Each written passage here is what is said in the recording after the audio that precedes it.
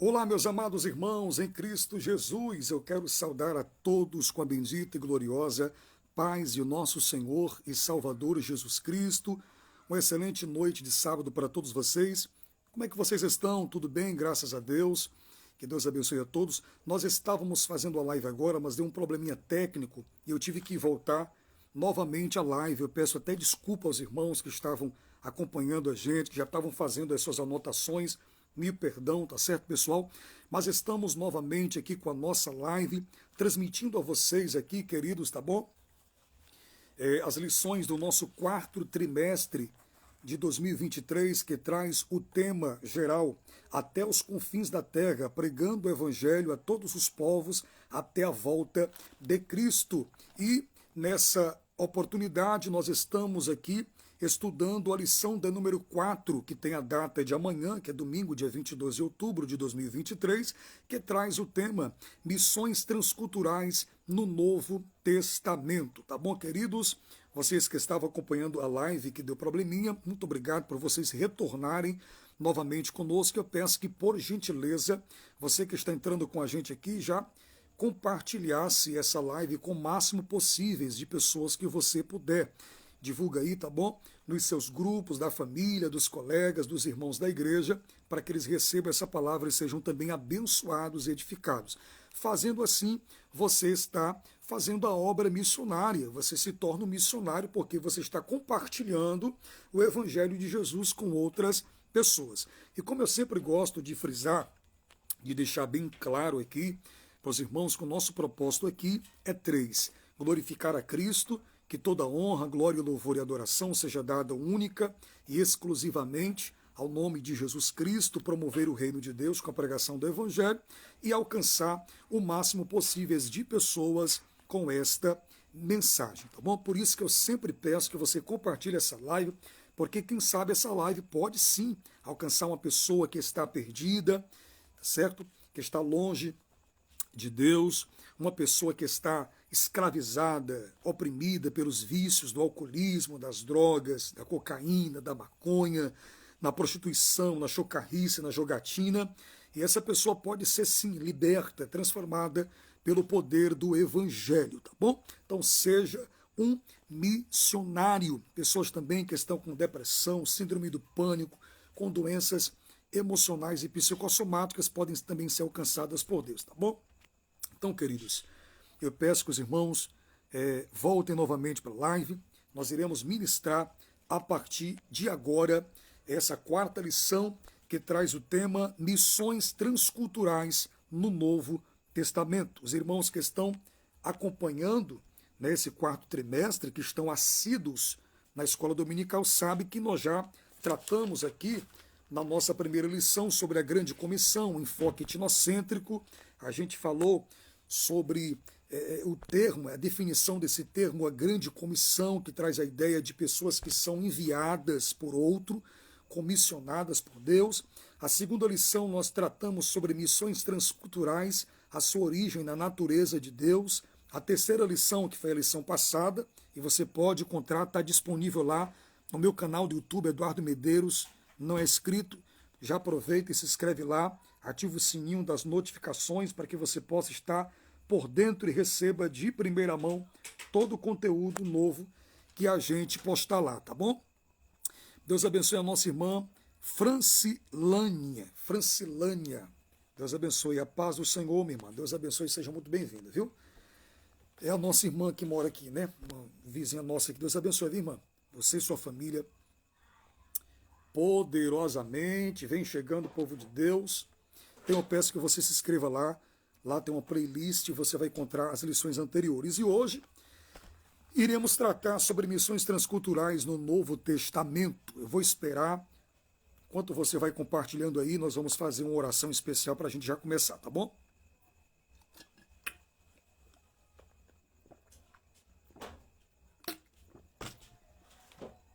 Queridos, nós iríamos transmitir, os irmãos que nos acompanham na plataforma do Instagram, que viu a nossa postagem nos stories, nós iríamos transmitir esta aula pelo nosso canal do YouTube, tá certo? Eduardo Medeiros. Mas por problemas técnicos, a gente emigrou para a plataforma do Instagram. E está sendo uma bênção, né? Os irmãos participando, estou muito feliz, tá bom? KLD Notícias, seja muito bem-vindo, a paz do Senhor Jesus. Queridos, vamos começar, vamos orar. Nós vamos procurar ser bem objetivo, ser bem claro para vocês, tá bom? Bem sintéticos, mas eu espero trazer alguma contribuição, subsídios teológicos para você que é professor da EBD e que amanhã estará ministrando essa aula aí na sua classe, tá certo? Que Deus abençoe, que Deus traga luz ao nosso entendimento, ventile a nossa mente para que possamos de forma objetiva, concisa e profunda transmitir essas aulas, que as suas aulas sejam bem dinâmicas, didáticas e interativas e que os seus alunos cresçam na graça e no conhecimento da palavra de Deus. Esse é o nosso objetivo aqui, tá certo? É transmitir a você conhecimento da palavra de Deus. E através de uma linguagem simples, tá certo? Uma linguagem simples. Claro que nós vamos trazer aqui palavras técnicas, porque a lição exige isso, mas a gente vai sempre trazer uma explicação, tá certo? O significado etimológico das palavras que a gente citar aqui, tá bom? Então que Deus abençoe, em nome de Jesus. Vamos orar? Senhor, nosso Deus e Pai de nosso Senhor e Salvador Jesus Cristo, pastor e bispo das nossas almas, te damos graça nessa noite. Aqui estamos na tua bendita e gloriosa presença, meu Deus, para transmitirmos essa quarta lição, meu Pai, do quarto trimestre de 2023, que tem o tema Até os Confins da Terra, pregando o Evangelho a todos os povos até a volta de Cristo. Eu creio, Pai, que essa mensagem vai edificar essa pessoa que está ouvindo a gente aqui agora. Desperta-nos para fazer missões, para pregarmos a tua palavra, o teu Evangelho. Cada um de nós recebemos de Deus a missão, a tarefa suprema, prioritária de pregarmos o teu santo Evangelho a toda criatura. Que a partir de hoje nós possamos ser despertados pelo teu Espírito Santo para ganharmos, salvarmos vidas da condenação do inferno. Visite essa pessoa agora que está oprimida pelos vícios, transforma, liberta, quebra essas cadeias espirituais que subjuga, que escraviza essa pessoa e faça dela, meu Pai, uma portadora, meu Pai, dessas missões, desse Evangelho que o Senhor Jesus Cristo nos comissionou a pregar. Visita essa pessoa que está enferma agora, cura, levanta essa pessoa que está caída, fortalece o fraco, liberta os oprimidos e salva os pecadores. Fica conosco em nome de Jesus, te peço a tua ajuda, a tua inspiração, traz luz ao nosso entendimento para que de forma clara, objetiva, possamos transmitir essa lição. Em nome de Jesus eu te oro e te agradeço. Amém. Deus abençoe, meus amados irmãos.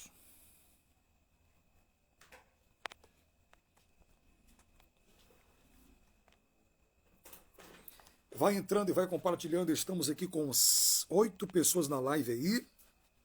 Deus abençoe, tá bom? Olha quem entrou na live aqui, ó. Olha quem entrou na live aqui, ó, Josélia.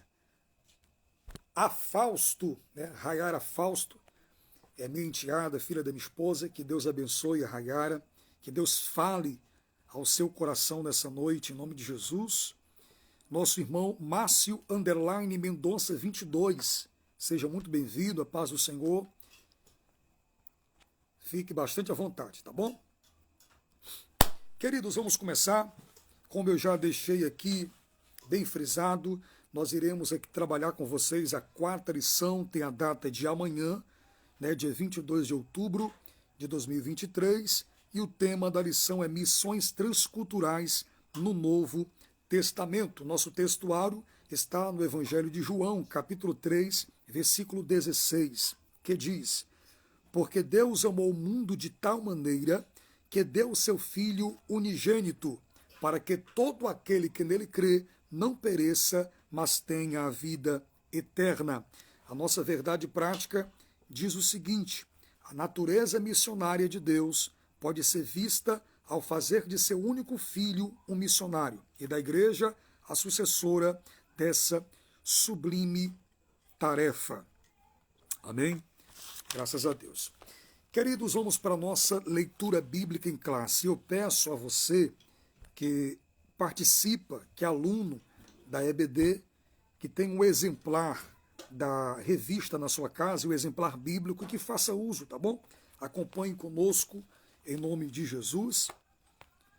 Nós iremos ler duas leituras, uma no Antigo Testamento e uma no Novo Testamento. A primeira leitura que nós iremos fazer é no livro do profeta Isaías, capítulo 61, versículos 1 e 2, e após no Evangelho de Lucas, capítulo 4, versículos 17 até o versículo de número 20. Deus abençoe o nosso irmão Abel Costa 91. Boa noite, a paz do Senhor. Francisco Rodrigues, boa noite, a paz do Senhor Jesus, tá bom?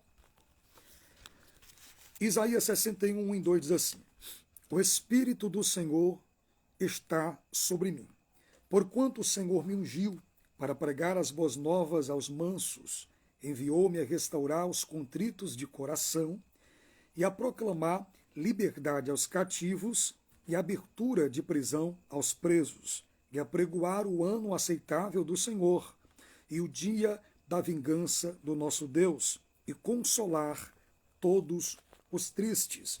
Vamos agora para Lucas capítulo 4, do 17 ao 20, que diz assim: E foi-lhe dado o livro do profeta Isaías, e quando abriu o livro, achou o lugar em que estava escrito: O Espírito do Senhor é sobre mim, pois que me ungiu para evangelizar aos pobres, enviou-me a curar os quebrantados do coração, a apregoar liberdade aos cativos e dar vista aos cegos, a pôr a liberdade os oprimidos e anunciar o ano aceitável do Senhor. E cerrando o livro e tornando a dá-lo ao ministro, assentou-se. E aos olhos de todos da sinagoga, e os olhos de todos na sinagoga estavam fitos em Jesus. E o versículo na sequência vai dizer que Jesus disse: hoje se cumpriu essa escritura diante de vocês. E por isso ele foi muito desprezado, foi até expulso da sua cidade, chamada Nazaré, cidade esta onde ele passou a sua infância, a sua juventude, até os 30 anos de idade, quando ele começou o seu ministério, porque o povo disse: ele está blasfemando, ele está reivindicando ser o filho de Deus, o Messias. E esse camarada, a gente conhece o pai dele, ele é filho de José, o carpinteiro. Não estão entre nós os seus irmãos e as suas irmãs, e Jesus foi rejeitado na sua própria pátria. E Jesus vai fazer um desabafo dizendo que o profeta não tem honra na sua própria pátria. Tá certo? O nosso irmão Francisco Rodrigues está dizendo: eu estou atento com a minha revista. Amém, meu querido. Deus abençoe, viu? Anota aí que com certeza nós iremos aprender muitas coisas especiais. Eu espero contribuir e ajudar vocês que são alunos e também são professores da EBD, tá bom? Queridos, vamos agora para os objetivos específicos da nossa lição. Essa quarta lição, ela tem 3 tópicos com os seus subtópicos, tá bom?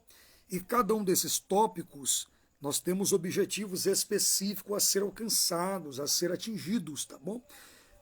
No primeiro tópico, revelar o Deus missionário no Novo Testamento. Vamos aprender que o nosso Deus é um Deus missionário e que o Novo Testamento, tá certo, está repleto de referências missionárias e que a igreja foi escolhida para ser a promotora, a agência missionária de Deus para levar esse evangelho a todas as nações. Segundo, mostrar as missões nos evangelhos em Atos dos Apóstolos. Terceiro, enfatizar a missão cumprida nas cartas e no Apocalipse. Tá certo, querido? Vamos agora, você que está com a sua revista na mão, vamos para a nossa introdução, tá certo?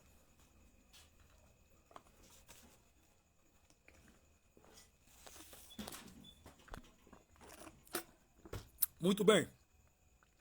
De revista na mão, de Bíblia aberta, vamos começar. No Novo Testamento, o Senhor Jesus foi o primeiro missionário enviado pelo Pai. Ele mesmo afirma isso em João capítulo 20, versículo 21, quando ele diz: assim como o Pai me enviou, eu vos envio. Pelo fato de ter sido enviado de Deus, ele trouxe consigo um plano de resgate da humanidade que envolve todos os seus seguidores. Nosso Senhor disse aos seus primeiros discípulos: vinde após mim, e eu vos farei pescadores de homens. Mateus capítulo 4, versículo de número 19.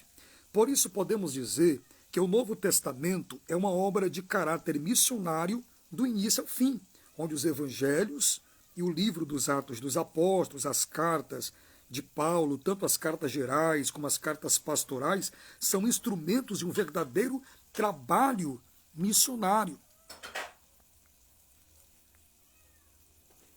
Um verdadeiro trabalho missionário. Então, dentro de uma fala introdutória, nós iremos tratar acerca desse Deus missionário e das missões transculturais no Novo Testamento. Nós iremos aprender que Jesus ele foi o primeiro missionário enviado pelo Pai. E pelo fato dele ter sido enviado pelo Pai, Jesus ele traz consigo um plano de resgate, de redenção para toda a humanidade, e esse plano envolve todos os seguidores de Jesus. Jesus disse lá em Mateus capítulo 4, versículo 19, vinde após mim e eu vos farei pescadores de homens. Então nós estamos imbuídos dentro desse plano redentivo de Deus para resgatar a humanidade. E nós iremos também ver esta obra de caráter missionário tanto nos 4 evangelhos, os sinóticos, que são Mateus, Marcos e Lucas, João, também nos Atos dos Apóstolos, que é um livro estritamente, eminentemente missionário, que narra ali o surgimento da igreja, quando ela nasceu, e todo o desenvolvimento e crescimento dessa igreja em Jerusalém, Judeia, Samaria e até os confins da terra. Nós iremos ver também este caráter missionário nas cartas paulinas, tanto as cartas gerais, como também as epístolas pastorais, né, que é Tito e Timóteo, como também no livro do Apocalipse, tá certo? Vamos para o nosso primeiro tópico, meus irmãos. Nosso primeiro tópico, um Deus missionário revelado no Novo Testamento. Paz do Senhor, irmão Aldevan da Silva, Deus abençoe. Vamos lá, a Bíblia mostra um Deus missionário. A Bíblia Sagrada, de Gênesis a Apocalipse, é um livro eminentemente missionário, porque a sua inspiração emana de um Deus missionário. Aquele que envia, assim como o Pai me enviou, eu também vos envio. Palavras de Jesus, já citadas em João 20, 21. No Antigo Testamento, Israel foi um instrumento usado por ele para alcançar o objetivo divino, mas Israel não o alcançou. Todavia, a partir do Novo Testamento, Deus passou a usar a igreja para cumprir esse propósito, mostrando ao mundo o seu grande e sublime amor. Então, queridos, nesse primeiro tópico a gente observa que esse Deus missionário revelado no Antigo Testamento, ele também se revela no Novo Testamento. E a Bíblia Sagrada é um livro missionário. De Gênesis a Apocalipse, esse livro é eminentemente missionário. Por quê? Porque a sua inspiração emana de um Deus missionário. E Jesus, em suas palavras, já mencionadas aqui, em João capítulo 20, versículo 21, ele vai dizer, assim como o Pai me enviou, eu também vos envio. E no texto áureo da Bíblia Sagrada, em João capítulo 3, versículo 16, vai dizer, porque Deus amou o mundo de tal maneira que deu, ou seja, enviou o seu Filho unigênito para que todo aquele que nele crê não pereça, ou seja, não seja condenado, mas tenha a vida eterna.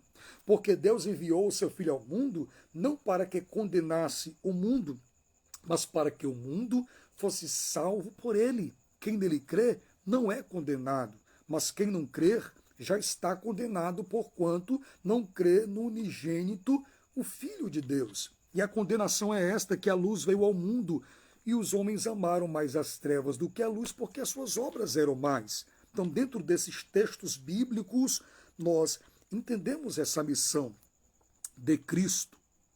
Israel, no Antigo Testamento, havia sido escolhido para ser o instrumento usado por Deus para alcançar esse objetivo divino, mas não alcançou. Israel foi escolhido por Deus dentre milhares de nações que existiam, nações mais numerosas, nações mais poderosas, belicamente, politicamente, mas Deus disse: amei a Jacó, eu escolhi Israel para ser o meu povo particular. Não que Deus estava fazendo acepção ou segregação dos outros povos e nações, nada disso. A bênção prometida por Deus a Abraão, ela abarcaria e alcançaria todos os povos da terra. Está lá em Gênesis capítulo 12. Deus chama Abrão, que ainda não era Abraão, seu nome só é mudado por Deus no capítulo 17, quando Deus aparece a Abraão pela terceira vez e reafirma aliança com ele, e muda para Abraão. O nome dele era Abrão, pai elevado. E depois Deus muda para Abraão, pai de uma multidão de nações. Então Deus se revela para Abraão, só fazendo uma recapitulação para que você entenda, certo? Estando ainda na terra de Ur dos Caldeus, na Mesopotâmia antiga, na casa de seu pai Terá, que segundo os historiadores era fabricante de estátuas que eram adoradas ali na Mesopotâmia antiga, tá certo? E nós sabemos isso como? Pela narrativa da pregação do diácono Estevão. Em Atos dos Apóstolos, capítulo 7, ele vai dizer que o nosso pai, na fé, Abraão, foi chamado quando ele residia ainda em Ur dos Caldeus. Foi a primeira vez que Deus se revela para ele. E em Gênesis 12 já é a segunda vez que Deus se revela para Abraão. E ele está ali habitando em Harã com seu pai. E é lá que o seu pai morre. E a terceira vez que Deus se revela para Abraão é em Gênesis capítulo 17, quando o seu nome é trocado. E a promessa para Abraão foi: sai da tua terra, da tua parentela, da casa de teu pai, e vai para uma terra que eu te mostrarei. E em ti serão benditas todas as famílias da terra. Então essa foi a promessa de Deus. Não foi somente para Abraão e a sua descendência. Não. Deus queria que a partir de Israel, Israel foi o povo escolhido por Deus. Israel era um modelo. Israel era um espelho, um paradigma espiritual para as outras nações. E Deus queria, a partir de Israel, se revelar, se tornar conhecido para as demais nações. Esse era o plano, o projeto de Deus. E aqui no livro de apoio, o nosso querido pastor Wagner Gabi, que é o comentarista desse quarto trimestre, vai dizer que enquanto no Antigo Testamento tinha a tendência centrípeta, ou seja, é uma força de fora para dentro, ou seja, que atrai para o centro, ou seja, Israel era a agência missionária de Deus para as outras nações. O desejo de Deus era esse, que as outras nações olhassem para Israel e desejassem servir o Deus que Israel servia e viessem para Israel. Deus queria atrair as outras nações para Israel. Então, a tendência é centrípeta. E no Novo Testamento nós já vemos claramente uma atitude ativa, ou seja, uma tendência centrífuga, ou seja, uma força rotativa que atrai os objetos para fora do centro. O próprio nome igreja, dentro da sua etimologia, que é eclésia ou eclesia no latim, e no grego já traz intrínseca essa ideia, esse propósito da igreja. Eclésia significa chamados para fora. Enquanto no Antigo Testamento o método era centrípeto, que as nações viessem para Israel e conhecessem o Deus de Israel, no Novo Testamento nós vemos claramente uma atitude centrífuga, ou seja, a igreja saindo para o mundo indo até os povos, levando a mensagem do Evangelho de Cristo. É essa a ideia. A igreja primitiva enviando missionários para fora dos limites culturais com o objetivo de atingir os outros povos. E é interessante que o nosso querido Wagner Gabi, ele vai usar a referência de Lucas, capítulo 10, versículo 2, que vai aparecer a palavra enviar. E essa palavra enviar, no grego é ekbalo, e dá o sentido de tirar com força, lançar para fora. Portanto, a natureza da missão da igreja é a missão centrífuga, que requer ir às outras nações e ganhá-las onde quer que se encontrem para Cristo. E depois de ganhá-las para Cristo, devem ser formadas extensões da igreja no seu próprio país. Em seguida, esse mesmo povo levará a cabo as missões centrífugas, saindo a pregar. Então esse é o objetivo de Deus, da grande comissão que está em Mateus capítulo de número 28, versículo 19. Ide fazer discípulos em todas as nações, batizando-as em nome do Pai, do Filho e do Espírito Santo, ensinando-as. Isso traz a ideia de discipular, de formar, aguardar tudo o que eu vos tenho mandado, e eu estarei convosco até a consumação dos séculos. Essa mesma ordem vai aparecer em Marcos capítulo 16, versículo 15. Ide pregai o evangelho a toda criatura. Quem crer e for batizado será salvo, porém, quem não crer será condenado. Então, essa ordem é uma ordem imperativa. Traz a ideia de um general que está comissionando os seus soldados para uma missão. Não é um pedido, por favor, por gentileza, mas só se vocês quiserem. Só se vocês quiserem pregar. Não, é uma ordem. Ide, preguem a minha palavra. Preguem o meu evangelho a toda criatura. Então é essa ideia que está aí. E como Israel fracassou na sua missão por causa da sua apostasia, da sua rebelião contra Deus, do adultério espiritual que eles cometem contra Deus, traindo o Senhor que os chamou, que os escolheu do meio dos povos para ser um modelo de santidade, de pureza, trai Deus com os outros deuses. Queridos, aí Deus repassa essa missão para o seu filho Jesus, o primeiro missionário enviado por Deus, e Jesus, ele prepara a igreja para ser sucessora, para dar sequência, para dar extensão à pregação do evangelho e às missões transculturais, tá bom? Glória a Deus, vamos lá. Vamos para o nosso segundo subtópico, já terminamos aqui o nosso primeiro subtópico, uma perspectiva missionária do Novo Testamento. O ensino do Novo Testamento é totalmente missionário, pelo fato de o povo de Israel ter falhado no seu propósito missionário. Deus organizou um novo povo, a Igreja de Cristo, para que ela levasse à frente o propósito universal de Deus em redimir o ser humano. Para isso que o nosso Senhor, o Filho unigênito de Deus, foi enviado ao mundo, fazendo-se assim o missionário por excelência. Não por acaso, o missionário escocês David Livingstone disse: Deus tinha um único filho e fez dele um missionário. Então, como eu já introduzi para vocês, o ensino do Novo Testamento, ele é totalmente missionário.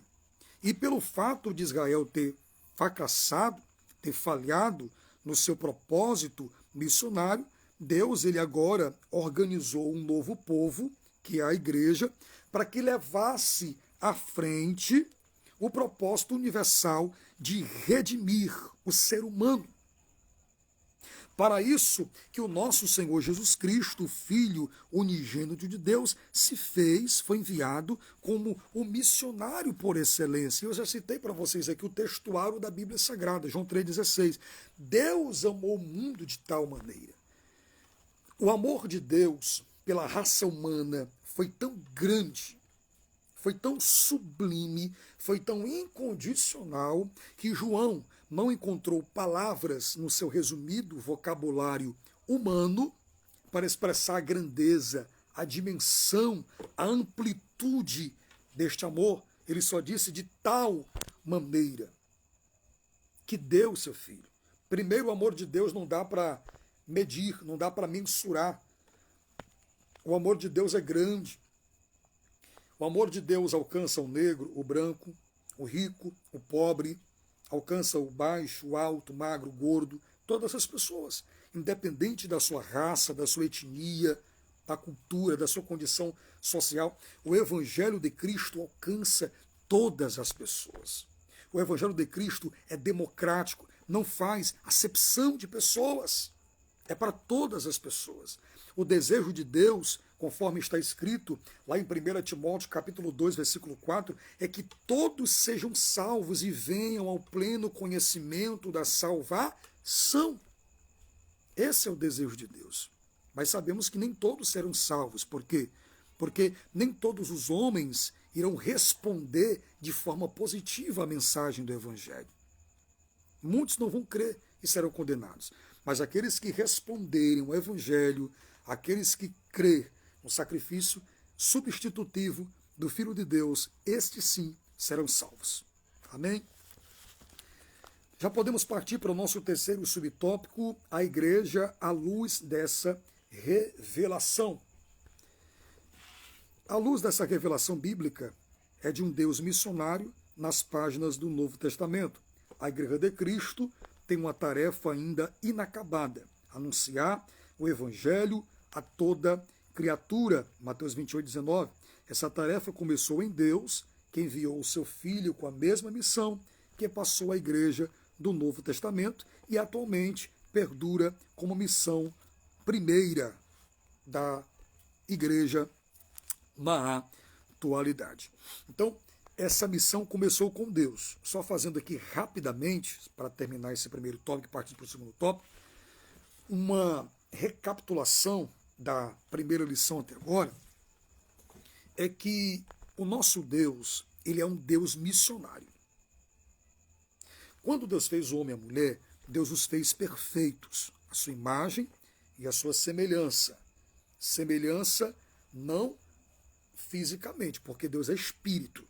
Não é semelhança física, é semelhança no caráter de Deus, nos atributos comunicáveis de Deus, que são os atributos morais de Deus, amor, justiça, santidade, bondade. O homem nasceu com a capacidade de ter também, em parte, esses atributos. E como aquele que cria, estabelece as regras e as normas, Deus estabeleceu a regra no Éden.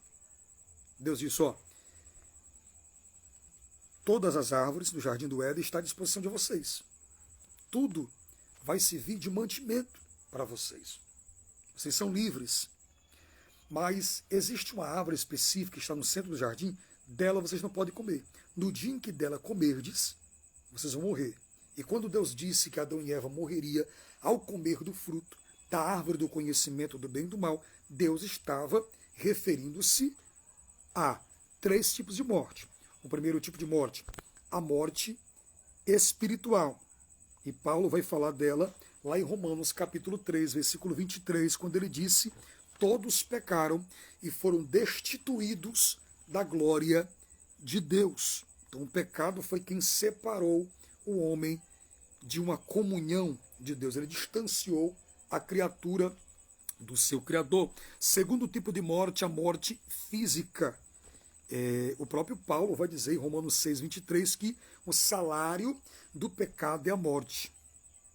E muitos dos que dormem no pó da terra ressuscitarão, ou seja, a morte física se tornou uma realidade após a queda do homem. Terceiro tipo de morte que Deus estava falando era a morte eterna, que lá no livro do Apocalipse é chamada de a segunda morte, que é o lago de fogo, o eterno afastamento, a eterna separação de Deus por toda a eternidade. Mas nós sabemos que Deus fez um homem com livre-arbítrio. O que é livre-arbítrio? Livre-arbítrio é poder de decisão, liberdade para tomar decisões. Deus não fez um homem como um robô programado. Não. Deus não quer que o homem o sirva de maneira obrigatória, forçada, constrangedora.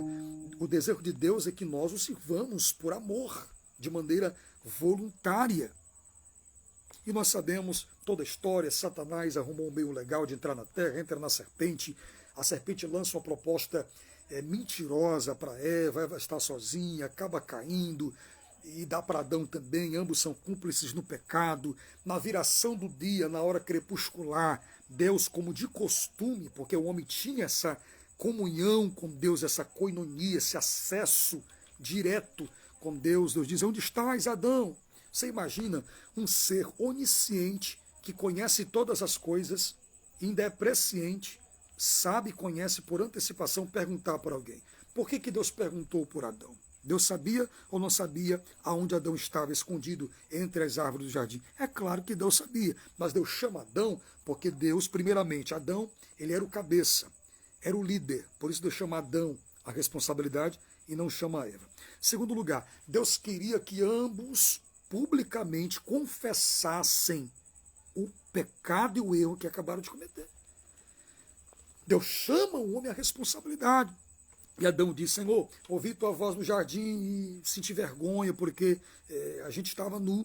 E Deus: quem te mostrou que tu estavas nu? Porventura comeste do fruto da árvore do conhecimento do mal, que expressamente eu te ordenei que não comesses? Ah, a mulher que me deu. Esse problema chamado transferência de responsabilidade, que ninguém quer assumir a culpa do seu erro, já vem desde o Éden, irmãos.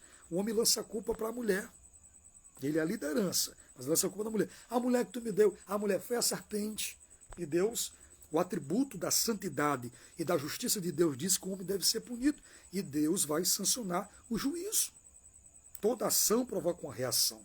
Toda causa produz um efeito. A lei da semeadura é uma lei irrevogável, é uma lei exata, é uma lei precisa. Você vai colher exatamente o que você plantou. O interessante na lei da semeadura é que o plantar é opcional. Eu posso plantar a semente que eu quiser e na quantidade que eu quiser. Basta eu ter um terreno, mas a colheita é obrigatória. Eu planto feijão, eu vou colher feijão. Se eu plantar arroz, eu vou colher arroz. Não dá para fugir. A lei da semeadura não erra. O homem pecou, ele deve ser punido. E Deus vai sancionar a punição. Para Adão, Deus diz: porque tu deste ouvido à voz da tua mulher, maldita é a terra por tua causa, espinhos e cardos produzirá. Quando tu plantar a semente, não vai dar força que dava antes. Do suor do teu rosto comerás o teu pão. E deixa eu só desmistificar aqui uma ideia equivocada que muitas pessoas têm, que o trabalho, alguns dizem que o trabalho só foi surgir depois da queda do homem. Isso é mentira. O pecado, o trabalho, melhor dizendo, ele é antes do pecado. Deus cria Adão e o coloca no Éden com o objetivo de quê? 2. Lavrar e guardar. Isso é trabalho. Só que depois do pecado, o trabalho que antes era suave, que era prazeroso, agora se tornou algo pesado, cansativo, enfadonho. Essas foram as consequências do pecado. E para a mulher Deus disse: aumentarei a dor da tua concepção, tu terás filhos com dores, e o teu desejo vai ser para o teu marido, e ele te dominará. E a serpente, a sentença foi: tu rastejarás. E em Gênesis capítulo 3, versículo 14 e 15, a primeira promessa messiânica é liberada pelo próprio Deus. Da semente da mulher nascerá um. Tu vai ferir o calcanhar dele. E o calcanhar de Jesus foi ferido lá na cruz do Calvário, com os cravos, com os pregos. Mas ele vai esmagar a tua cabeça. E Jesus, na cruz do Calvário, às 3 horas da tarde, ele dá o brado: está consumado, tetelestai, a dívida está paga. O homem está livre, o caminho que estava bloqueado por causa do pecado está aberto. O véu do templo se rasgou de alto a baixo e agora nós temos livre acesso ao Pai. Agora já nenhuma condenação há para aquele que está em Cristo Jesus. Jesus fez isso. E a gente vê logo no Gênesis um Deus missionário. Deus desce para encontrar o homem caído aqui embaixo. E não somente para encontrar Adão, mas encontrar toda a humanidade, porque Adão ali representava todos os povos da terra. Lá em Romanos 5, a partir do 12, quando Paulo faz aquele paralelo entre o primeiro Adão e o segundo Adão, ele vai dizer, em Adão, todos nós fomos mortos no pecado, mas no segundo Adão nós fomos justificados dos nossos pecados. Justificar é uma palavra presente nos tribunais, significa inocentar o réu, o culpado. Foi isso que Cristo fez por nós. Então nós vemos um Deus missionário. Após, nós vemos o evangelho pregado por Enoque. Enoque tem essa visão lá em Judas 14:15, ele vai dizer, eu vejo o Senhor vir com milhares de seus santos para trazer juízo sobre os pecadores, sobre aqueles que impiamente pecam contra Deus. Lá na frente nós vemos também Noé, pregoeiro da justiça, em meio a uma sociedade, uma civilização pré-diluviana totalmente corrompida pelo pecado, e Jesus vai citar o comportamento dessa civilização, lá em Mateus capítulo 24, ele vai dizer, comiam, bebiam, casavam e davam-se em casamento, então a bagunça estava grande, mas Noé era um homem justo em sua geração. Deus chama Noé, revela um grande projeto para ele de uma arca, ele faz a arca, o dilúvio veio e todos foram destruídos. Lá na frente Deus chama Abraão. De Abraão, Deus repassa essa missão para Israel, e Israel fracassa na sua missão. E como Israel fracassa, Deus repassa para a igreja a missão, o propósito universal de levar a mensagem do seu evangelho aos povos. Eu fiz questão de fazer com vocês essa recapitulação, esse paralelo histórico, para que você possa compreender que desde Gênesis a Apocalipse, a Bíblia Sagrada é um livro extremamente missionário. E no nosso segundo ponto, nós vamos tratar exatamente sobre isso. Missões nos evangelhos em Atos dos Apóstolos, tá bom?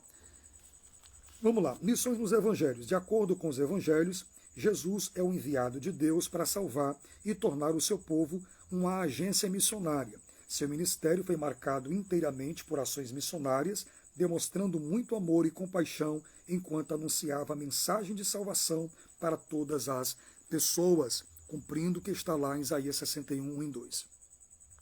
Essa natureza missionária pode ser vista também na formação dos evangelhos, à medida que eles foram produzidos sob a inspiração do Espírito Santo, para que as pessoas pudessem conhecer o Senhor Jesus.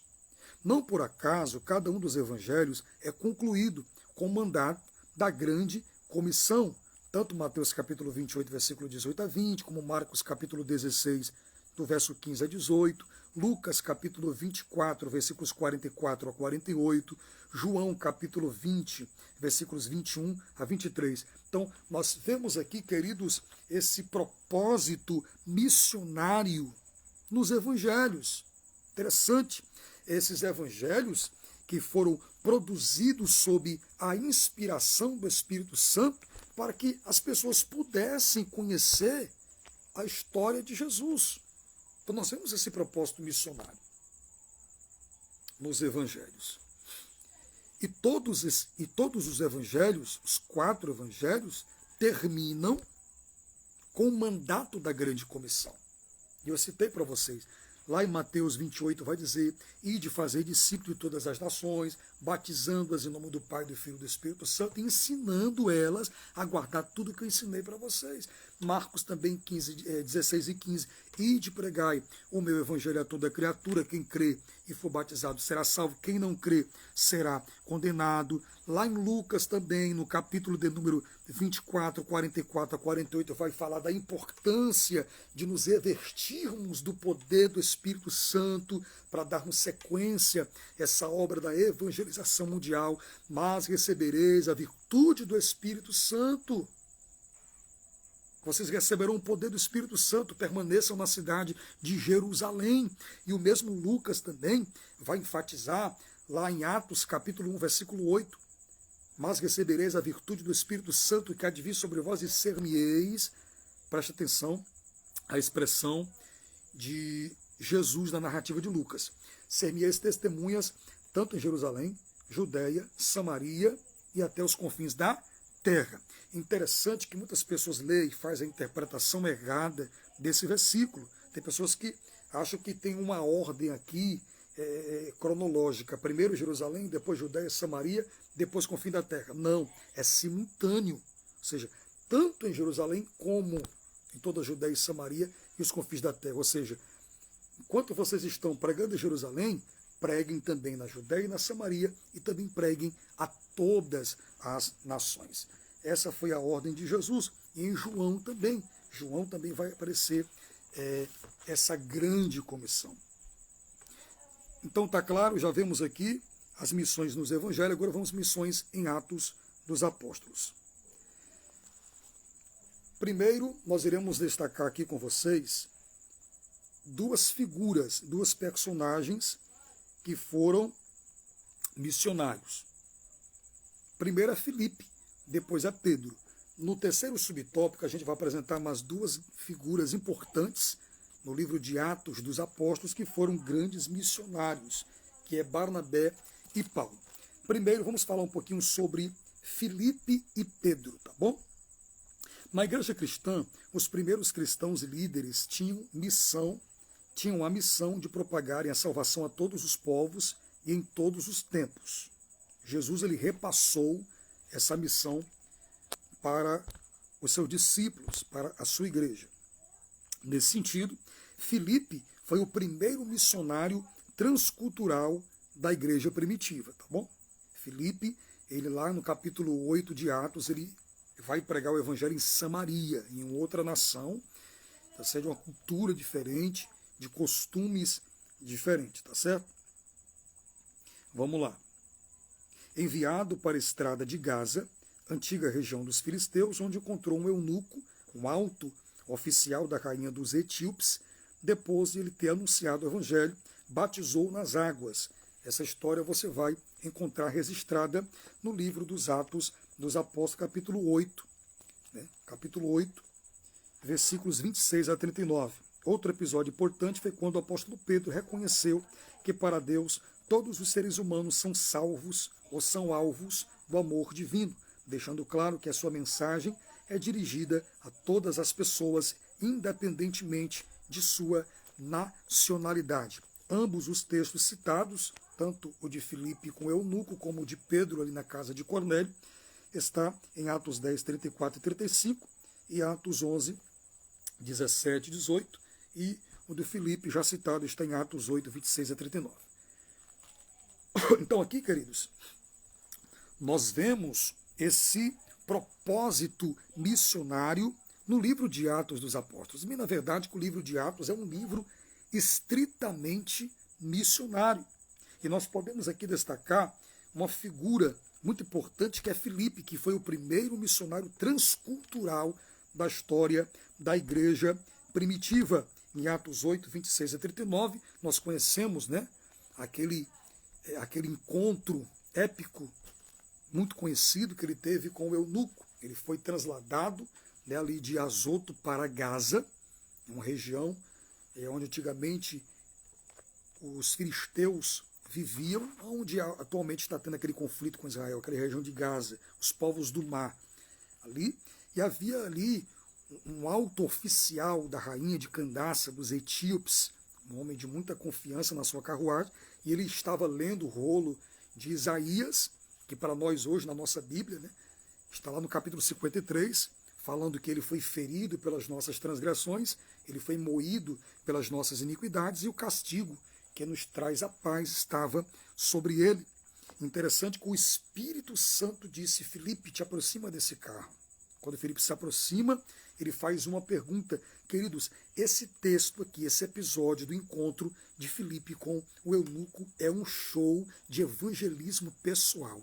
Você que quer aprender a evangelizar, a como abordar alguém, a como compartilhar o evangelho para alguém, é só você aprender com Filipe. Filipe primeiro começa com uma pergunta: você entende o que você está lendo? E o eunuco diz: como posso entender se não tem quem me explique? Aí Filipe, como um bom evangelista, ele vai interpretar aquilo que ele estava lendo. Filipe vai dizer: ó, aqui o profeta Isaías está profetizando acerca do Cristo, do Messias, que foi morto na cruz do Calvário. Há 700 anos antes já foi profetizado que o Messias seria entregue. E após Filipe pregar, chegaram a um certo ponto da estrada em que havia uma porção de água, e o eunuco pergunta a Filipe: o que me impede de ser batizado? Filipe disse: não tem nada que pensa. Se você crê de coração no sacrifício de Cristo, você pode ser batizado. E Filipe batiza o eunuco, e o eunuco se integra à fé. Esse é o trabalho da igreja. Nós vemos também outro exemplo citado aqui, que é o exemplo de Pedro, em Atos capítulo 10, quando um homem da corte italiana, chamada Cornélio, ele é um centurião, e essa palavra centurião vem de centúria, era alguém responsável por um grupo de 100 soldados. Então ele era um homem, né, muito conceituado. E ele creu no Evangelho.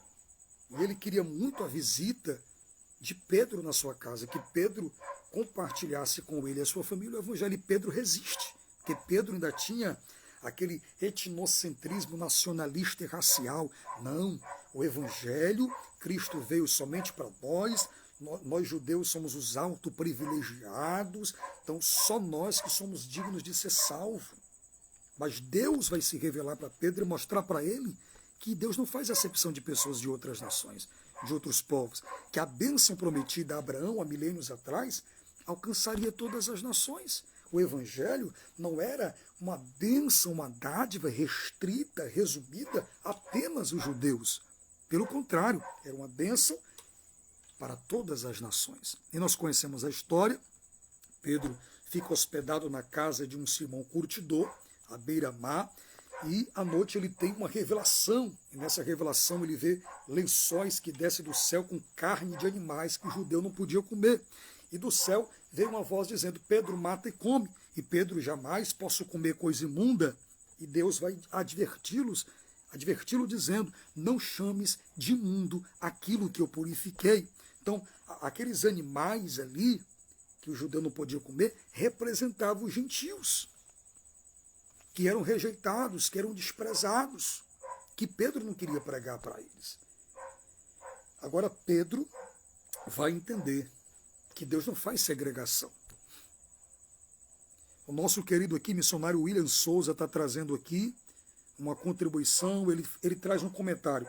Filipe, exemplo de evangelização pessoal, Mateus capítulo 28, versículo 18, se aproxima, explica as escrituras e batiza nas águas. Exatamente, meu querido missionário William, exatamente isso. Filipe está aqui cumprindo, obedecendo a grande comissão, o ide que Cristo delegou à sua igreja. Primeiro ele explica as escrituras para aquele eunuco, depois ele o batiza, ele o integra no reino de Deus. Esse é o papel da igreja. Esse é o papel da igreja. Muito boa a sua observação. Muito boa a sua observação. Então nós conhecemos, voltando aqui à história de Pedro, de Atos capítulo 10, que Cornélio ele manda 2 homens até a casa de Simão curtidor, onde Pedro estava hospedado, e quando esses 2 homens chegam lá, logo Pedro, sem esboçar nenhuma resistência, de livre e espontânea vontade, segue esses homens, chega na casa de Cornélio, prega ali para Cornélio e sua família, seus empregados, todos que estavam na casa. De repente caiu o Espírito Santo sobre todos eles, e eles receberam o dom de línguas, e agora vai cair aquela máscara etnocêntrica de Pedro, nacionalista, racial, e Pedro vai entender que Deus não faz acepção de pessoas. O Evangelho é uma bênção para alcançar todas as nações, povos, línguas e culturas dessa terra. Tá bom? Vamos agora para o nosso terceiro tópico, que vai falar de outras 2 figuras. Primeiro, a gente falou sobre Filipe, que foi o primeiro missionário transcultural da igreja. Ele que saiu de Jerusalém foi para outro povo, de outra cultura. E falamos também sobre Pedro, que pregou ali para Cornélio, um cidadão italiano, romano, gentil. Agora vamos falar de mais 2, que é Barnabé e Paulo. Vamos lá.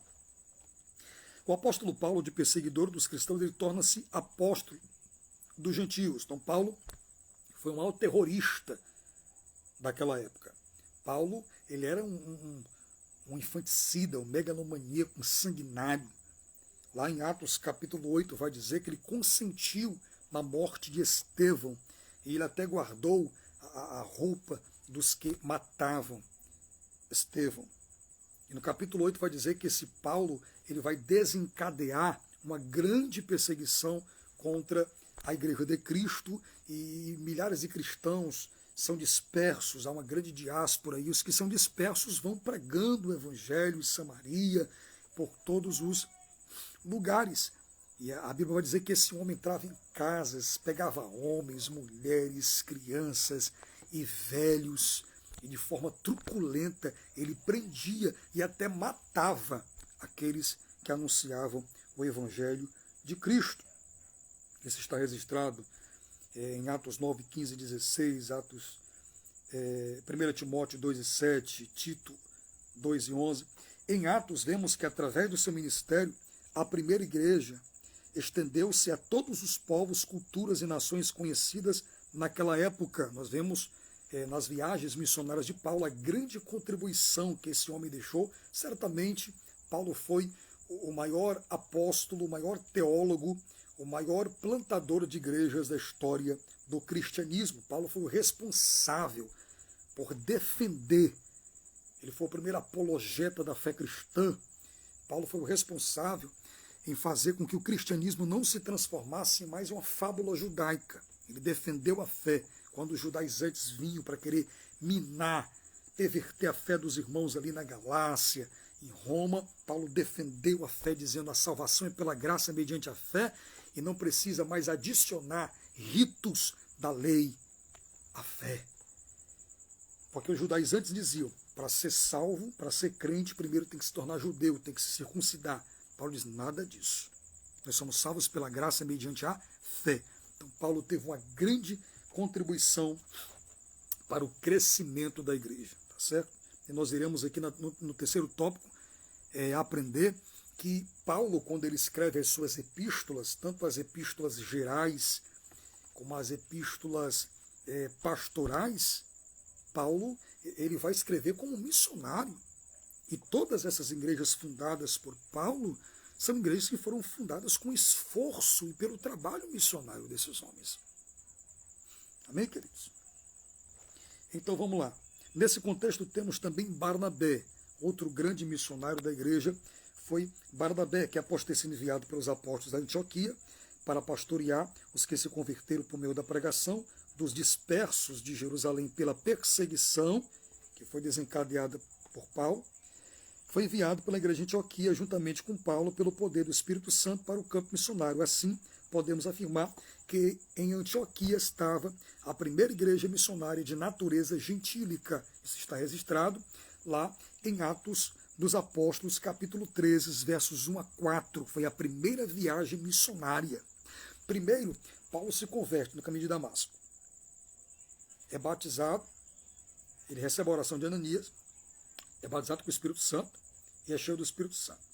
Ele começa a pregar em Damasco.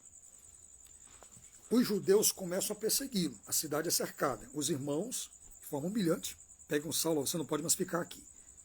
E Saulo é descido numa muralha, num cesto, e vai embora. Ele passa, vai para Jerusalém, começa a pregar também. Os irmãos, você não pode ficar aqui, porque vão acabar matando você aqui. Muitos nem acreditavam na conversão de Paulo, achavam que Paulo estava blefando, estava sabotando a fé cristã, estava atrás de uma ocasião para matar os líderes da igreja. Paulo passa 10 anos ali esquecidos na sua cidade natal, em Tarso da Cilícia, certo? E depois ele passa mais 3 anos no deserto da Arábia. Foram 14 anos de preparação.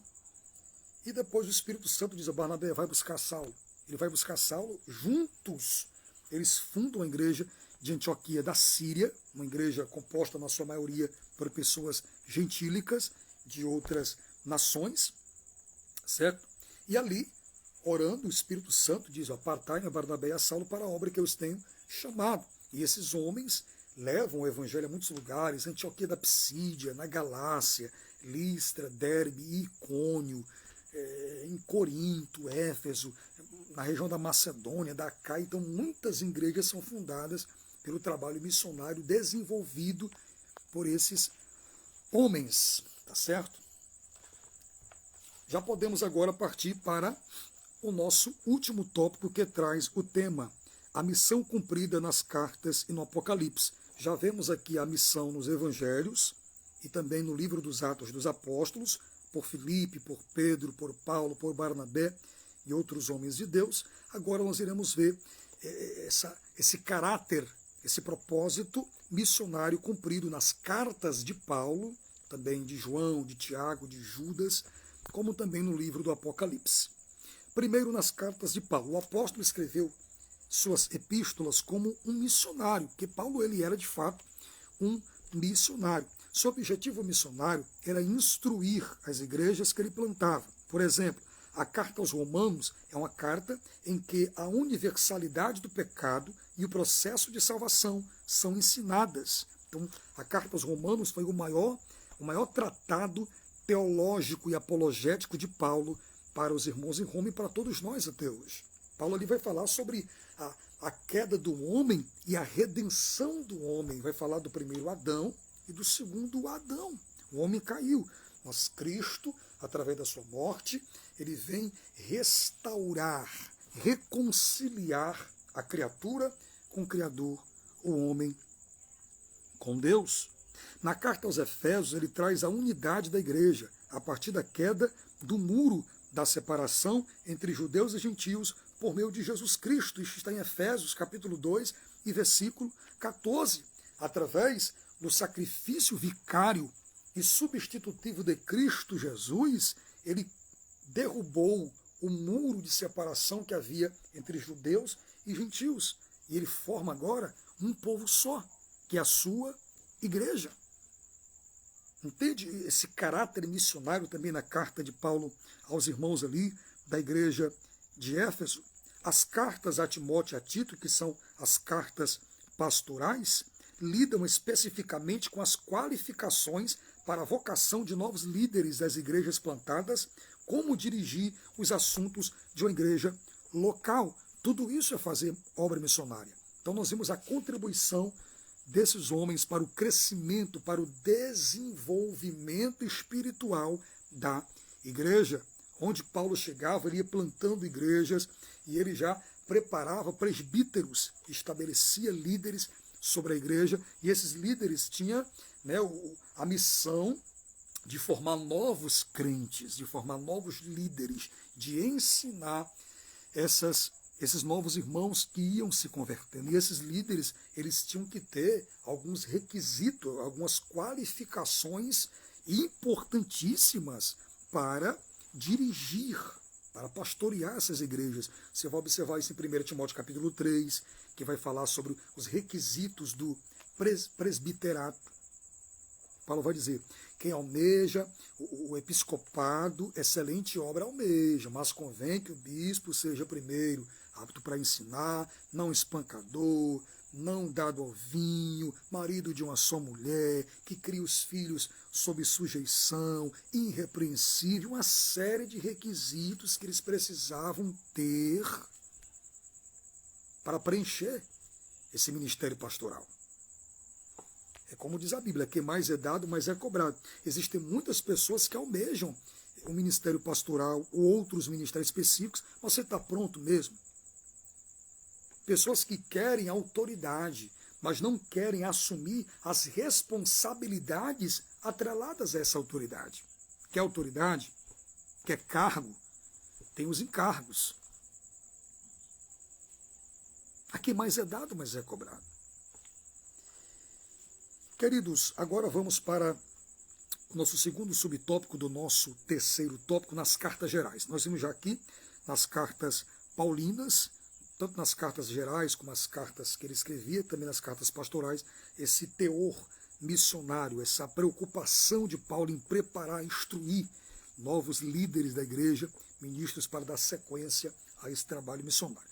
Nas cartas gerais, as epístolas gerais dão um forte testemunho sobre missões, como, por exemplo, a carta aos Hebreus demonstra a descontinuidade entre a antiga e a nova aliança, enfatizando a nova como melhor. Isso você pode verificar em Hebreus capítulo 7, versículo 19 a 22, a qual, uma vez aceita, a missão de Deus nos levará para o centro da vontade de Deus para realizar a sua vontade como lhe agrada. Hebreus capítulo 13, versículo 20.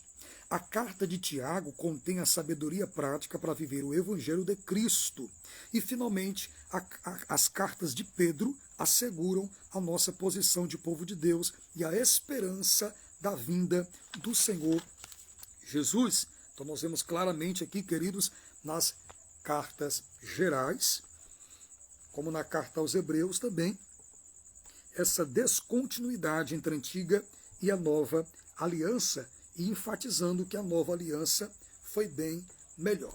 Se você observar bem, queridos, o autor da carta aos Hebreus, que é um autor anônimo, a autoria dessa carta é desconhecida, alguns a atribuem a Paulo, outros a Apolo, Pedro, até Priscila e Áquila. Na verdade, nós não sabemos a autoria dessa carta, mas a relevância, não tem tanta relevância saber a autoria dessa carta.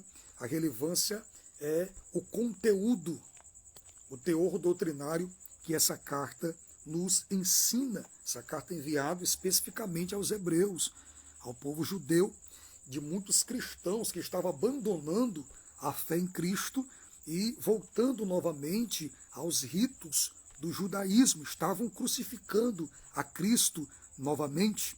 Estavam literalmente se apostatando da fé. E Paulo vai dizer lá em Hebreus capítulo 6, que é um texto bastante polêmico, que é impossível que aqueles que uma vez provaram do dom do Espírito Santo, que aceitaram a Cristo, sejam novamente restaurados para a salvação. Se você observar aquele texto, vai falar de pessoas que se apostatavam da fé e negavam a única forma de salvação, que é o sacrifício de Jesus Cristo. Então, quando eu nego o sacrifício de Jesus Cristo por mim, eu estou excluindo a única forma pelo qual eu posso ser salvo. Nós somos salvos por esse sacrifício na cruz. Então, esse autor da carta aos Hebreus, ele vai transmitir essa mensagem e ele vai fazer um paralelo entre a antiga aliança e a nova aliança. É só você ler Hebreus capítulo 7, 8, 9, 10 e você vai perceber. Ele faz esse paralelo entre a antiga e a nova aliança. Ele vai falar que tudo aquilo era uma sombra dos bens futuros.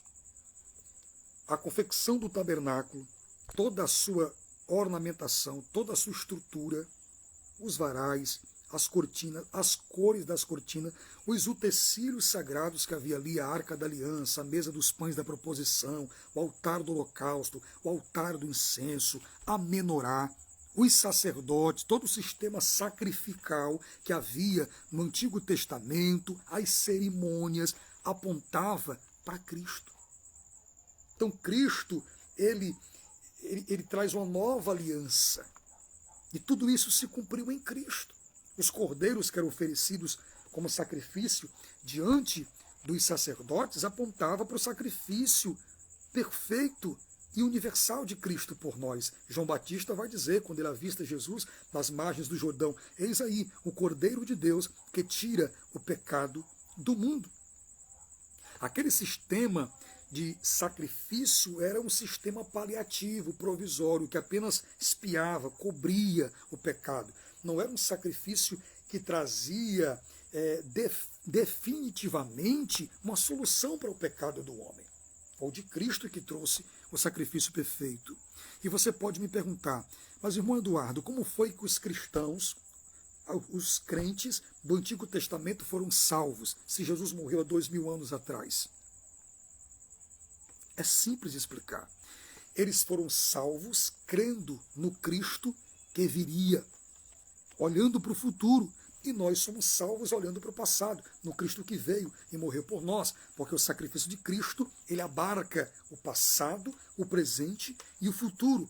Jesus morreu por aquele que já morreu, por nós que estamos vivos e por todos aqueles que ainda vão nascer. O sacrifício dele é universal. É por todas as pessoas. Amém, queridos? Está claro para vocês aqui? Muito claro, né? Então, hoje não é necessário mais nós sacrificarmos animais, não é necessário mais nós fazermos nada disso. Porque Cristo na cruz aboliu toda essa cerimônia, toda essa liturgia que havia na antiga aliança, porque Cristo agora trouxe, nos abriu a nova aliança e hoje nós temos livre acesso à sua presença e ao Santo dos Santos, tá certo? Vamos para o nosso último subtópico no Apocalipse. Já vimos o Evangelho, a obra missionária nos Evangelhos, a obra missionária no livro dos Atos dos Apóstolos, já vimos a obra missionária nas epístolas paulinas, nas epístolas gerais, pastorais, e agora no Apocalipse. Nesse livro, o Senhor Jesus revela ao apóstolo João a conclusão da longa jornada e o destino de toda a raça humana. As 7 igrejas localizadas na província da Ásia Menor, nos capítulos 2 e 3, devem ser vistas como igrejas missionárias. Nesse sentido, o apóstolo João relata que Deus se interessa pela salvação de todos os homens. Eu peço que você, que tem um exemplar bíblico para a gente já concluir, abra sua Bíblia no livro do Apocalipse, capítulo 5, versículo do número 9 e 10. Apocalipse, capítulo 5, versículo 9 e 10. Eu já quero agradecer você que compartilhou essa live, ainda dá tempo ainda, compartilhe essa live para que mais pessoas também sejam edificadas por essa palavra. 5, 9 e 10 diz assim: E cantavam um novo cântico, dizendo: Digno és de tomar o livro e de abrir os seus selos, porque foste morto, e com teu sangue compraste para Deus homens de toda tribo e língua e povo e nação, e para o nosso Deus os fizestes reis e sacerdotes, e eles reinarão sobre a terra. Vamos ler um segundo texto, Apocalipse capítulo 7, versículo 9. Que diz assim: Depois dessas coisas olhei, e eis que uma multidão, a qual ninguém podia contar, de todas as nações e tribos e povos e línguas, que estavam diante do trono e perante o Cordeiro, trajando vestes brancas e com palmas nas suas mãos. Vamos para Apocalipse capítulo 11, versículo de número 15. Isso mostrando que Deus se interessa em salvar todos os homens. 11 e 15 diz assim a palavra do Senhor: E tocou o 7º anjo a trombeta, e houve no céu grandes vozes que diziam: Os reinos do mundo vieram a ser de nosso Senhor e do seu Cristo, e ele reinará para sempre. Esse sempre foi o interesse e o desejo de Deus, de salvar todos os homens dessa terra. Resumo do tópico 3, nas cartas paulinas e gerais, bem como no livro do Apocalipse, está presente o propósito missionário de instrução e consumação de tudo. Vamos para a nossa conclusão. O Novo Testamento mostra claramente a forma pela qual Deus planejou a redenção da humanidade caída por meio da sublime tarefa missionária. Para esse fim, ele enviou o seu único filho, que com preço de sangue pagou o pecado dos homens de todas as tribos, línguas, povos e nações, constituindo-os seus cooperadores na obra de redenção de toda a criação, decaída e aprisionada por Satanás. Ora, se missões nasce no coração de Deus, ela deve estar no coração de quem ama a obra missionária. Graças a Deus. Então, queridos, essa foi a nossa quarta lição. Missões transculturais no Novo Testamento. A igreja tem essa tarefa, é uma tarefa inacabada, é uma tarefa prioritária da igreja, é uma tarefa suprema que Deus nos deu, é uma tarefa impostergável, não dá para postergar, não dá para adiar, temos que pregar agora. Existem milhões de pessoas caminhando a passos largos para o inferno, e lá na carta Judas vai nos comparar a salva-vidas, salvar alguns arrebatando-os do fogo do inferno. Então nós temos essa responsabilidade de salvar alguns com a pregação do Evangelho, tá bom? E a igreja tem essa missão de pregar esta palavra. Você é um missionário. Missionário não é só aquele que é credenciado, que é enviado por uma denominação, por uma convenção, para um outro continente, para uma outra cultura, para um outro povo. Você pode ser um missionário dentro de casa, porque o missionário começa dentro de casa. Eu lembro-me agora daquele episódio do Gadareno, quando Jesus chega lá e expulsa aquela legião de demônios daquele homem, e ele é liberto. Ele tem o desejo de seguir Jesus. E Jesus disse: volta para os teus e conta-lhes quão grandes coisas te fez o Senhor. Então o missionário começa dentro de casa, na sua rua, no seu bairro, depois ele vai para a sua cidade, depois ele vai para o estado, depois ele vai para outros estados. Você pode ser um missionário dentro da tua escola. Ei, você jovem, ei, você moça que está me ouvindo, pregue Jesus aí na sua escola. Não se envergonhe do Evangelho. Não tenha vergonha de se identificar como cristão. Pelo contrário, pregue, compartilhe o Evangelho de Jesus Cristo com os seus amigos, com os seus colegas, com seu vizinho, com os colegas de trabalho. Pregue essa palavra. Nos presídios, nos hospitais, nos asilos, nos manicômios, em cada beco, atalho, valado, em cada rua, nas favelas. Não se omita da sua tarefa. Não se omita da sua missão. Essa missão é intransferível. Não dá para transferir para um outro povo, para uma outra instituição. Essa tarefa é da igreja. Deus escolheu eu e você para levarmos esse evangelho a todas as pessoas. Pessoas que nesse momento estão escravizadas, estão oprimidas por demônios, por vícios terríveis. Pessoas agora que estão morrendo sem Cristo, sem Deus e sem salvação. E nós temos essa missão. Nós somos o único povo da face do planeta Terra que tem a mensagem que pode transformar, que pode libertar o mais miserável pecador que está na sarjeta, que está no crack, na cocaína, na maconha, no alcoolismo, na prostituição, na jogatina. Nós não podemos, queridos, nos omitirmos de pregar essa mensagem. Foi uma ordem imperativa de Jesus: preguem a minha palavra a tempo e a fora de tempo a todas as pessoas dessa terra. Paz do Senhor, meu querido José Ferreira. Deus abençoe, meu amado. Deus abençoe. Então essa é a mensagem para vocês. Esse foi a nossa aula, Missões Transculturais no Novo Testamento. Você é um missionário. Na sua igreja existe um trabalho missionário, um departamento de missões. A sua igreja investe em missões. A sua igreja envia missionários para outras nações. Invista na obra missionária. Missões, a gente aprendeu desde a nossa tenra infância, que se faz de 3 formas. Na verdade, existem muitas outras formas de fazer missões. Mas as mais conhecidas são: missões se faz indo, orando e contribuindo. Se você não tem disponibilidade ou chamada para fazer missões transculturais, invista em missões. Contribua. Abra o seu coração, seja liberal para contribuir em missões. Nesse exato momento, existem milhares de famílias de missionários que precisam ser mantidas, que precisam de pão, de beber, de vestir, o básico para sobreviver, para continuar pregando o Evangelho. Enquanto você está bem, você está com saúde, seus filhos estão bem, sua esposa está bem, sua casa está bem, está abastecida, eles estão passando por privações e precisam da sua contribuição. A outra forma é orando pelos missionários. Ore, querido. Fazendo assim, você estará contribuindo para o crescimento da obra missionária e o Evangelho estará sendo propagado e divulgado entre muitas nações. Tá certo? Que Deus abençoe. Eu peço aos irmãos, quando você for orar, não se esqueça de apresentar os nossos missionários, principalmente aqueles que estão na cortina de ferro, na janela das 40, que são os países mais fechados para o Evangelho, que proíbem a entrada de missionários, que proíbem a entrada de exemplares bíblicos.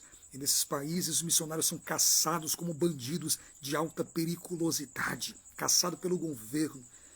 E quando são encontrados, têm a sua mão decepada e é entregue para o governo.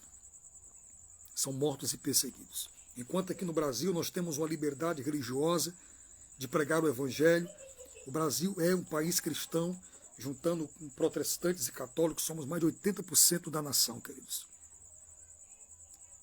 É por isso que nós não damos valor, porque aquilo que é fácil, ele tende a ser desvalorizado. Mas se essas perseguições viessem para cá, aí sim nós iríamos ver se manifestariam os verdadeiros cristãos, aqueles que realmente estão dispostos a dar sua vida pelo Evangelho ou não. Então ore, não esqueça de orar pelos missionários que estão no campo. E quero, para concluir, repetir mais uma vez a frase do grande missionário escocês David Livingstone. Deus teve um único filho, e esse único filho, ele fez dele um missionário. Invista na obra missionária, seja você um missionário. Prepare os seus filhos para fazer também a obra missionária. Que Deus em Cristo vos abençoe. Quero mais uma vez agradecer a todos os irmãos, as irmãs que entraram conosco, que compartilharam a nossa live, que contribuiu para que essa mensagem chegasse a muitas pessoas, a muitos lugares. Tenho certeza que Deus edificou muitas pessoas, tá bom? Que Deus abençoe os professores da EBD, que amanhã vão estar ministrando em suas salas de aula esta lição. Eu espero ter lhe ajudado, eu espero ter contribuído com subsídios teológicos nessa lição com a sua vida, tá bom? Nosso propósito aqui é esse, é que você cresça na graça e no conhecimento da palavra de Deus. Que Deus abençoe você, em nome de Jesus. Vamos orar agora agradecendo a Deus. Senhor, nosso Deus e Pai, nós queremos te agradecer por essa aula tão maravilhosa, tão produtiva. Eu tenho certeza que essa palavra atingiu milhares e milhares de corações, e pessoas que vão assistir esta aula e vão ser edificadas para a tua glória. Meu Senhor, eu quero te apresentar os professores da EBD, que vão, meu Deus, ministrar essas aulas amanhã nas suas classes, tanto na classe adulta, juvenil ou na infantil. Que o Espírito Santo possa inspirá-los, traz luz ao entendimento deles e que eles possam ser instrumentos de Deus para levar conhecimento da tua palavra a essas pessoas. Desperta-nos, meu Deus, para a obra missionária, para levarmos o teu evangelho a todos aqueles que precisam da tua palavra, porque aonde há uma alma, ali é um campo missionário. Senhor, que a tua igreja possa despertar para essa tarefa, Senhor da glória.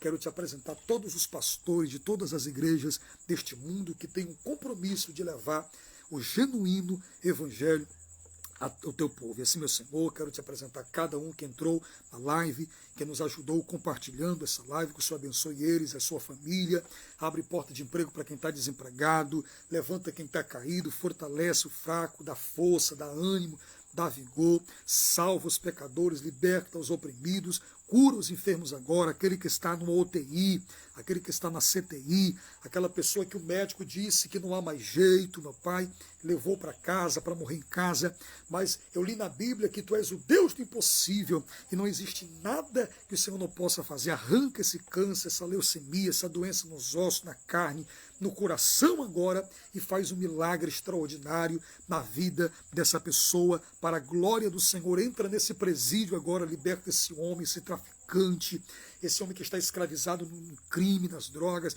e faz dele o ministro da tua palavra, o pregador do evangelho. Essa jovem que está na prostituição, faz dela uma missionária, uma serva do Senhor, uma levita na casa de Deus. Alcança milhares de pessoas agora, nesse momento, meu Senhor. Essa pessoa que está trancada dentro desse quarto escuro, com depressão, pensando em dar cabo da sua própria vida, que já desistiu de sonhar, de projetar.